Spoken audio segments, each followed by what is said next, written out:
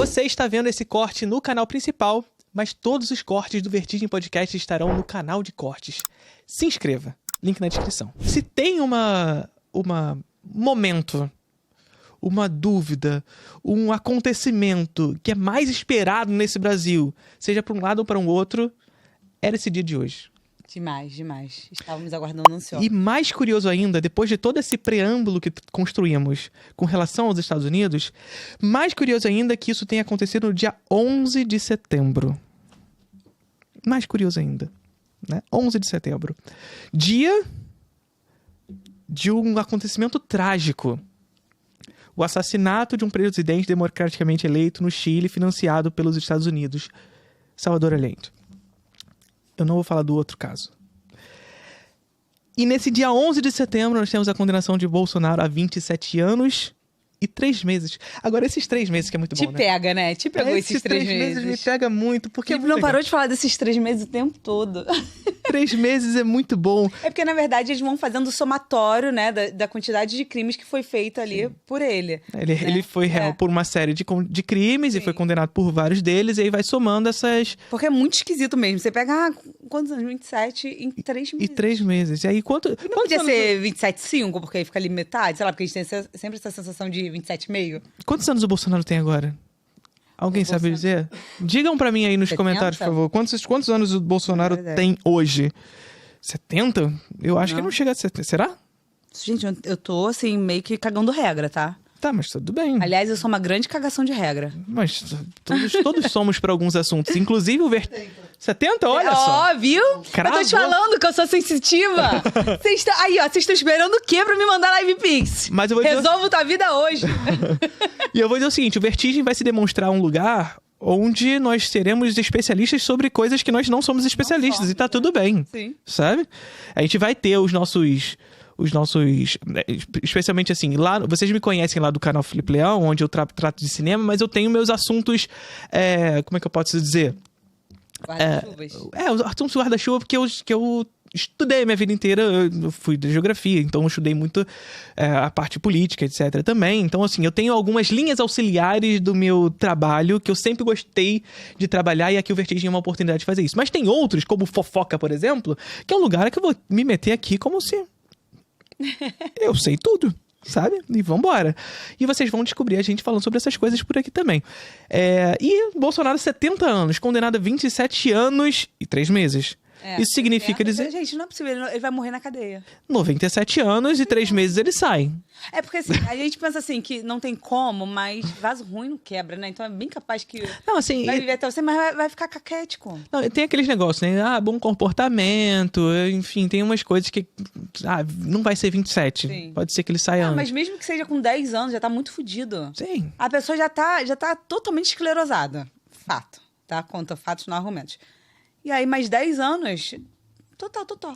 É isso, assim, 27 anos e 3 meses significa que com 97 anos, supostamente, ele sairia. Só que a minha parada são os 3 meses. Os 3 meses são muito bons. Se ele morre com 27, Felipe. Por que isso, cara? Imagina o Bolsonaro, por algum acaso, ele tem uma vida longa e ele chega aos 97 anos de idade.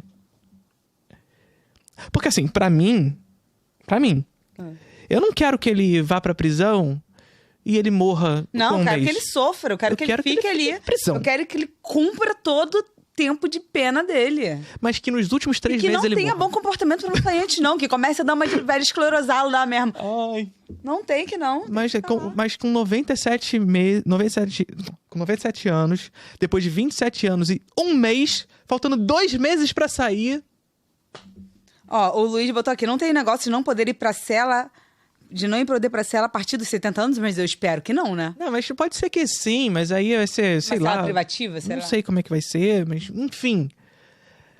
Mas foda-se, ele já vai estar fudido ali. É porque, assim, é uma pessoa que a gente sabe que é extremamente egocêntrica e tem ali a certeza de que tudo gira em torno dele, né? Uma pessoa que não aceita uma eleição democrática é uma pessoa que tem certeza de que o mundo gira em torno dele. Então, assim...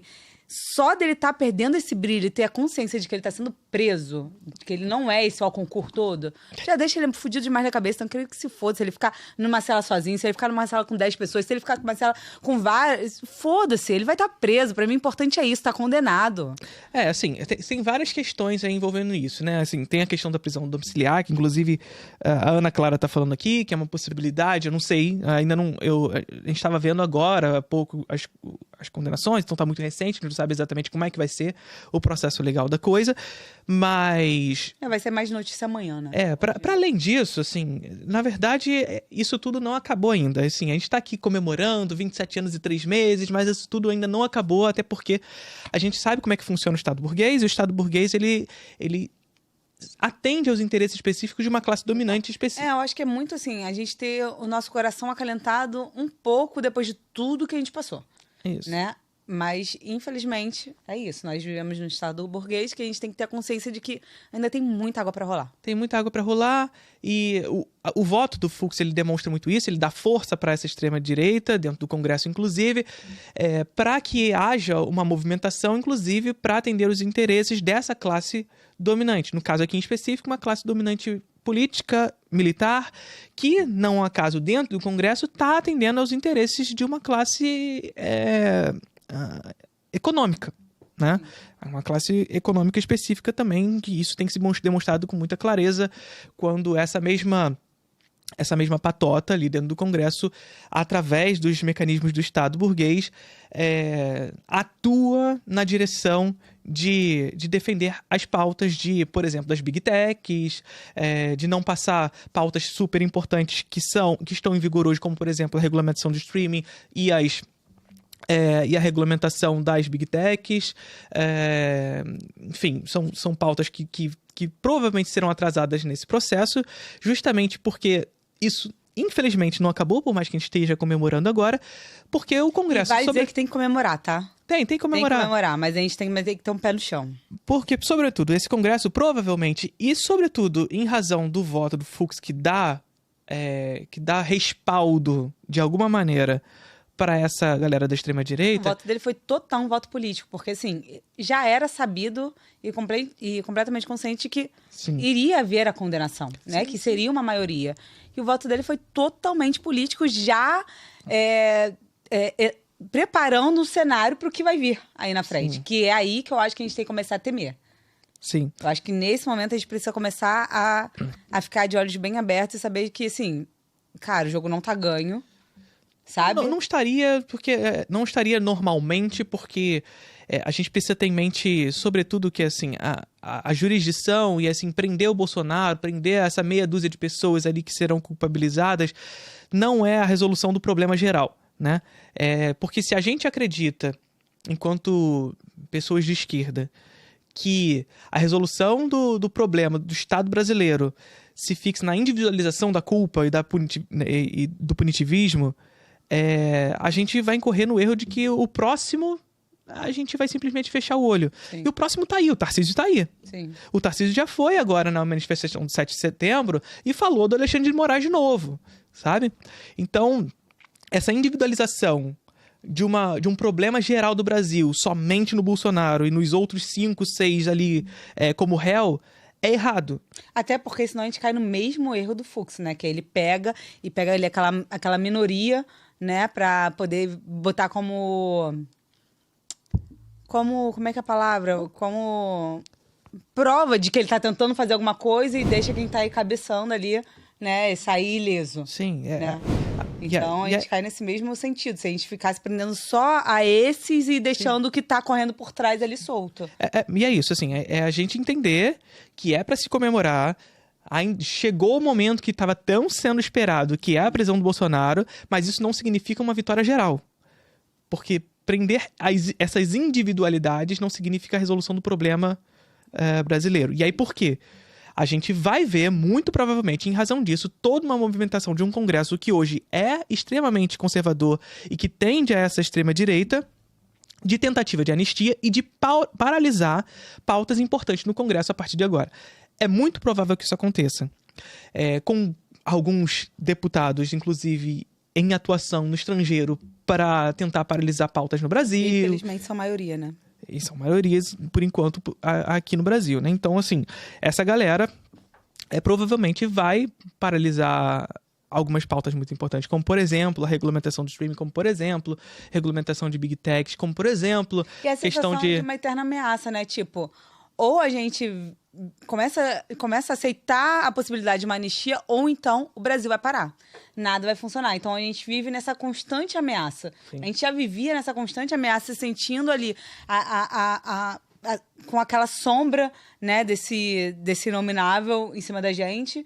E agora, quando a gente acha que a gente vai poder respirar, a gente ainda vive com essa sombra de que, ó, ou rola anistia, ou então o mundo vai parar. Ou então a gente vai começar a não deixar os projetos, que a gente tá vendo aí, os projetos de lei são importantes, irem pra frente, entendeu? Porque é uma ameaça total. A gente se sente ainda muito coagido, né? Sim. Então, assim, é pra gente comemorar, mas saber que o futuro sombrio ainda tá cerca de nós. E mais uma vez, o voto do Fux ele é muito sintomático nesse sentido, justamente porque ele dá força para essa galera. E não só dá força para essa galera, como ele para além de simbólico, ele é pedagógico nesse sentido, de demonstrar a quem o Estado burguês está servindo. Né? E aqui, retirando a perspectiva de uma visão individualizada das coisas, né? Ou simplesmente só ali do colegiado do STF.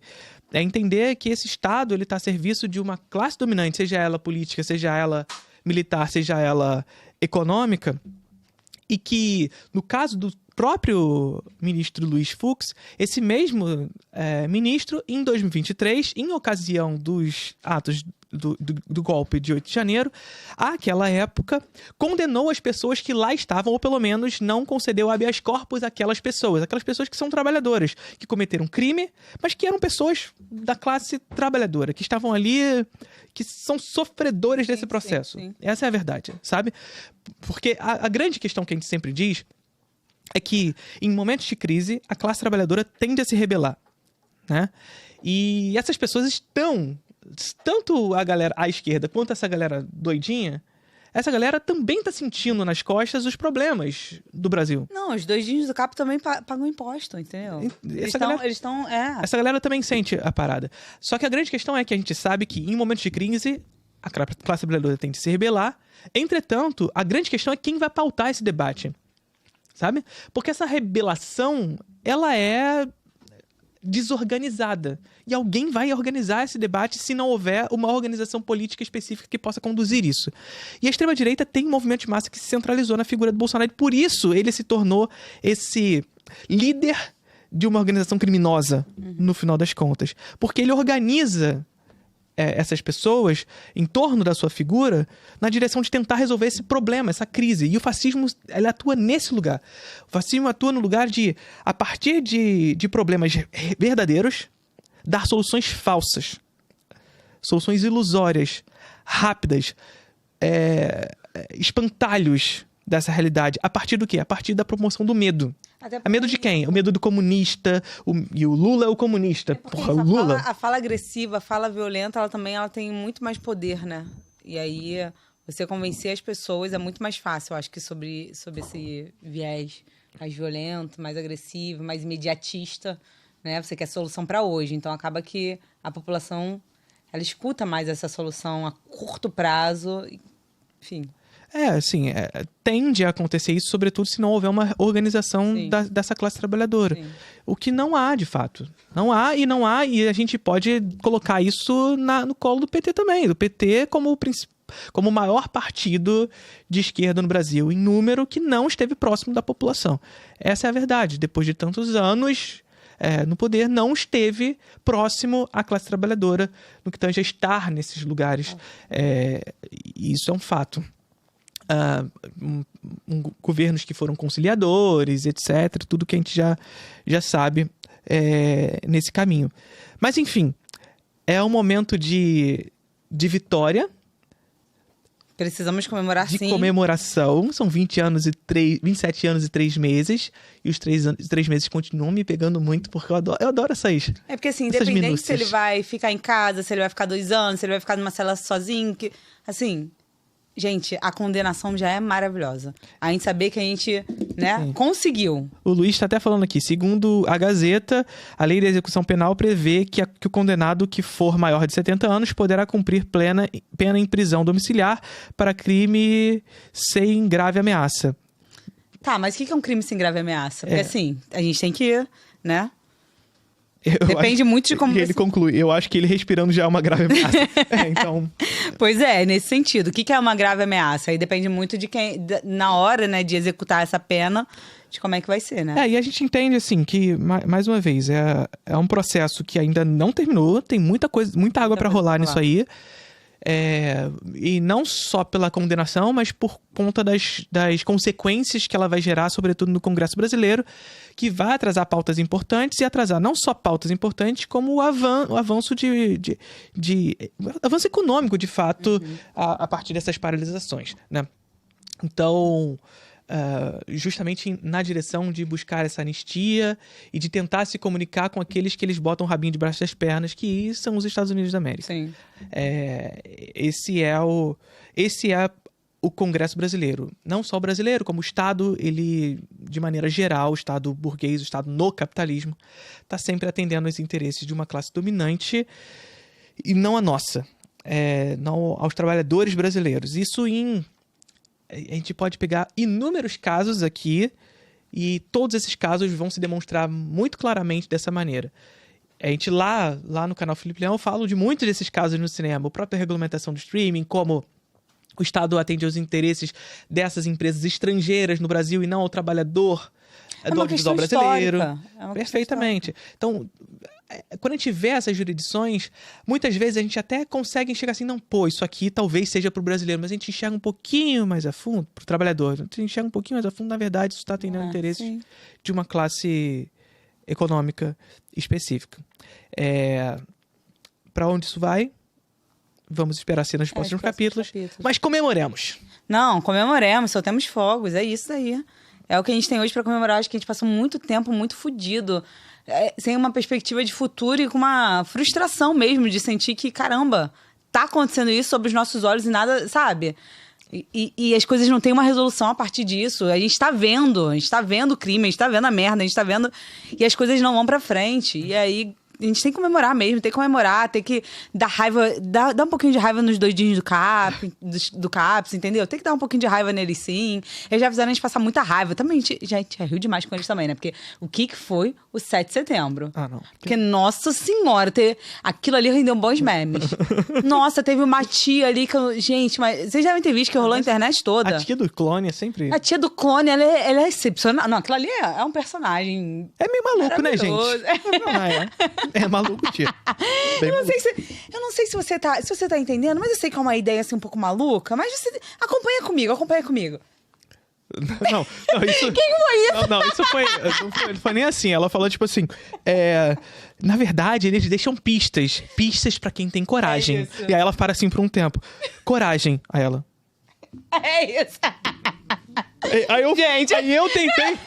Aí eu assim, caralho, isso aqui tem uma semiótica, porque o que significa... Não, porque ela não só faz assim, ela faz...